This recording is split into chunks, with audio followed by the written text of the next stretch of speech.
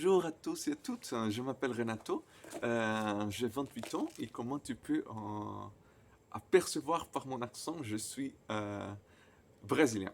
Alors maintenant j'habite aux Pays-Bas. Euh, je voudrais parler aujourd'hui dans cette vidéo sur le processus d'apprentissage d'une langue étrangère canon bégay, canon un bègue. Moi, je suis une personne moi, j'aime beaucoup apprendre des langues étrangères. Je pense que ça peut être quelque chose, tu vois, qui te peut changer la vie, vraiment. Euh, Ça change les perspectives sur les choses.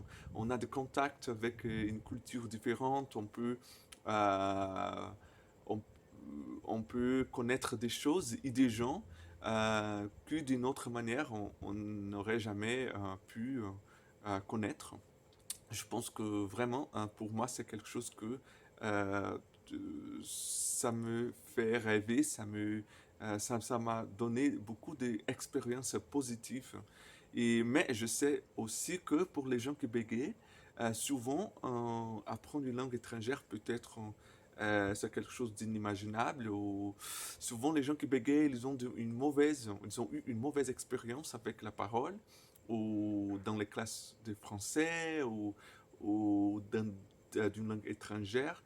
Alors je comprends, et moi-même je les ai eus, mais je crois que ça ne doit pas être quelque chose qui empêche euh, aller sur ce chemin, essayer d'apprendre, parce que finalement, dans la fin de ce processus, on peut même ressignifier euh, sa relation avec le langage.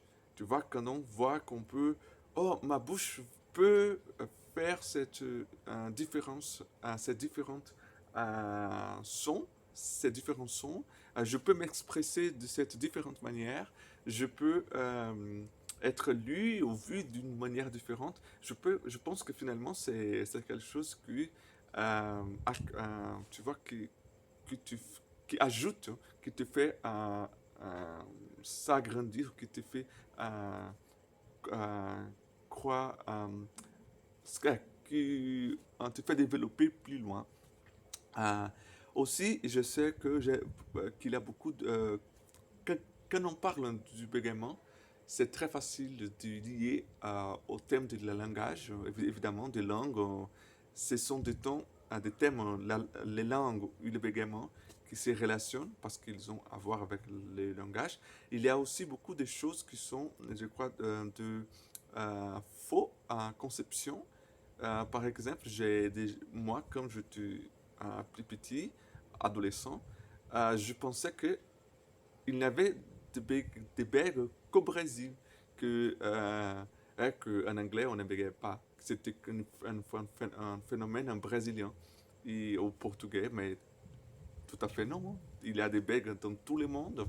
J'ai vu une statistique qui dit environ à peu près 1% de la population mondiale a bégayé, mais selon Wikipédia, il y a des régions, par exemple, dans l'Afrique occidentale, où on trouve des taux de bégaiement plus hauts. Mais je sais pas si ces informations sont fiables, si on peut vraiment faire confiance.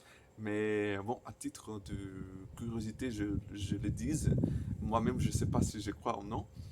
Mais déjà aussi, j'ai déjà écouté d'un ami hollandais, il m'a dit, ah, en Chine, il n'y a pas de blagues. Il m'a dit ça, il a lu dans un livre même que il n'y avait pas de blagues en Chine. Mais c'est pas vrai. Il y a des blagues en Chine, il y a des blagues partout, dans toutes les langues. Peut-être pas dans les langues de signes. Il y a une discussion parce qu'il y a des rapports des blagues sourds, mais apparemment euh, c'est pas fermé, c'est une discussion fermée. Moi, j'ai eu des expériences avec la langue des signes parce que quand j'étais au Brésil, j'ai fait une recherche avec les sourds et j'ai appris la langue des signes. Maintenant, je parle pas avec si de fluence, mais ouais, avant c'était meilleur. J'ai même fait la défense de ma thèse en portugais et après j'ai fait une autre défense en langue des signes euh, comme signe de respect à la communauté sourde parce que j'ai fait de la recherche avec eux. J'ai déjà demandé des sourds s'ils connaissaient des sourds qui bégaient. Un ou deux m'a dit, c'était une interprète, et elle m'a dit que elle a déjà vu des gens avec qui peut-être on pourrait être, être interprété comme des bègues, mais c'était pas fermé aussi. Apparemment, c'est lié au rythme des paroles, parce que le bégaiement peut être compris comme une rythme différente de la majorité, hein, de la majorité statistique. Euh, une fluidité différente. Alors, en langue des signes, ça serait comme ça. Bon, mais maintenant, je sors de la thématique principale. La thématique principale, euh, c'est vraiment bégayer dans une langue étrangère, euh, des fausses conceptions. Une autre chose à ajouter, j'ai déjà lu qu'il y a une relation avec ce thème, c'est que les enfants qui sont, tu vois, qui s'agrandent, qui croissent avec deux langues étrangères, des langues, ils ont une probabilité plus haute de devenir bègues. J'ai lu ça aussi dans des articles scientifiques, mais c'était plutôt ancien. Et je ne sais pas si c'est vrai ou non, mais apparemment, oui, c'est vrai. Et parce que ça pourrait créer une haute, tu vois, une attention exagérée sur la propre parole, à faire trop d'attention sur ce sujet. Sur ces sujets. Euh, Apparemment, ça fait du sens parce que quand on s'agrandit avec deux langues, on est plus exposé à, au fait, au fait linguistique et après, peut-être on peut développer cette perception. Mais ça peut être aussi une question de communauté parce que des différentes communautés, ils peuvent avoir des différentes expectatives ou des demandes sur la production linguistique et ça peut avoir aussi un effet. Ça, c'est une autre question parce que différentes communautés, ils ont des différentes expectatives et quand on apprend une langue étrangère, peut-être on est en contact avec ça, tu vois. Par exemple, ici aux Pays-Bas, il y a une chanteuse qui est très fameuse, elle est très célèbre ici, elle bégaye, elle a même participé sur au The Voice Netherlands. Alors, elle est très célèbre. Il y a une personne qui bégaye de manière ouverte, de manière ouverte. C'est féminin. Euh, et elle a stimulé un débat. Tu vois, les gens, ils ont plus de contact avec ça. Mais par contre, j'habitais déjà 2 ans en Chine. J'ai étudié là-bas. J'ai dû apprendre la langue chinoise pendant 1 an. Et j'ai expériencé beaucoup de mauvaises choses.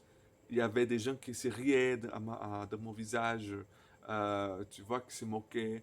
Même dans ma classe, c'était une communauté internationale, mais les garçons, il y avait des gens du Cambodge, du Pakistan, et, ils se parlaient ils se parlaient dans ces langues, et quand c'était euh, ma, euh, ma foi de parler devant tout le monde, il faisait de vidéos. La professeure disait rien, il se riait et tout ça. On ne peut pas vraiment accuser parce que je comprends pas leur langue, mais on a cette très mauvaise impression. Bon, on ne peut pas généraliser. Les citoyens de ce pays, les citoyens de la Chine, mais j'ai très souvent passé pour ce problème. Et ici, en Pays-Bas, jamais j'ai expérimenté ça. Même si ici, on a une différente expérience. Par exemple, les Néerlandais, ils sont très bons en anglais. Et quand ils détectent un accent, c'est très commun qu'ils changent en anglais. Mais je comprends aussi que c'est pour faciliter les dialogues, c'est pour faire les choses plus faciles. Je comprends ça. Mais ça se passe aussi beaucoup. Euh, alors, des fois, je dois dire non, je veux parler néerlandais, je vais pratiquer mon néerlandais. Ça c'est passé aussi. Euh, je ne veux pas faire de généralisation, mais souvent, quand on apprend une nouvelle langue, euh, on doit aussi affronter une différente compréhension sur l'événement. Ça se passe aussi avec LGBT, non? Il y a des sociétés qui ne sont pas ouvertes à ça Malheureusement, ça peut être un problème pour des voyageurs ou pour des gens qui sont LGBT et qui vont dans un pays où c'est pas accepté. Et ça aussi, avec les véganements, il y a des sociétés où cette thématique n'est pas bien compris, où il y a euh, une compréhension populaire pas favorable et on doit être on doit comprendre et ouais, c'est ça. On doit être intelligent pour pas pour savoir pour savoir euh, faire les manœuvres, pour savoir se positionner de manière adéquate, je crois. Alors c'est ça. Merci pour votre attention. Merci pour si vous avez resté jusqu'ici. Je pense aussi faire une deuxième vidéo où je prétends explorer la thématique un petit peu des détails. C'est ça. Si vous avez des commentaires qui pourraient ajouter à la discussion, n'hésitez pas de les faire. Ils seront bien appréciés. Alors, jusqu'à la prochaine fois.